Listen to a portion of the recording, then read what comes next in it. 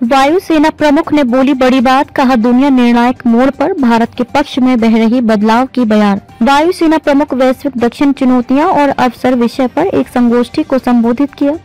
Global south या वैश्विक दक्षिण से तात्पर्य उन देशों से है जिन्हें अक्सर विकासशील, कम विकसित अथवा अविकसित के रूप में जाना जाता है और ये मुख्य रूप से अफ्रीका, एशिया और लैटिन अमेरिका में स्थित है। इससे आर्थिक असमानता और संसाधन शोषण जैसी परस्पर जुड़ी चुनौतियां पैदा हुई हैं।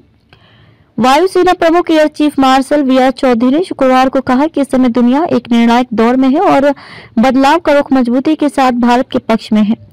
एयर चीफ मार्शल ने कहा कि ग्लोबल साउथ में भारत का उभरना अंतर्राष्ट्रीय मामलों में एक महत्वपूर्ण बिंदु है। वायुसेना प्रमुख वैश्विक दक्षिण चुनौतियां और अवसर विषय पर एक संगोष्ठी को संबोधित किया।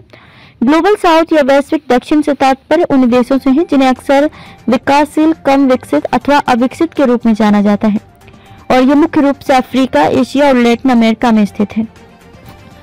वायुसेना प्रमुख ने कहा कि समृद्ध ऐतिहासिक परिदृश्य के साथ देश की औपनिवेशिक छाया से निकलने और एक प्रमुख वैश्विक केंद्र बिंदु के रूप में उभरने से कई चुनौतियां और अवसर सामने आए हैं। उन्होंने कहा कि परस्पर संबंधता से आकार लेने वाले भविष्य को आगे बढ़ाने के लिए जटिल गतिशीलता को समझना महत्वपूर्ण है। Centre for air power studies ने 20वीं सुब्रतो मुखर्जी संगोष्ठी का आयोजन किया था। उन्होंने इस अवसर पर कहा कि जब हम नए आसमान में उड़ान भरने वाले हैं तो राष्ट्र की शक्ति के अहम कारक के रूप में वायु शक्ति निस्संदेह अहम भूमिका निभाएगी और राष्ट्रीय शक्ति के प्रतीक के रूप में तथा शांति एवं सहयोग के साधन के रूप में काम करेगी।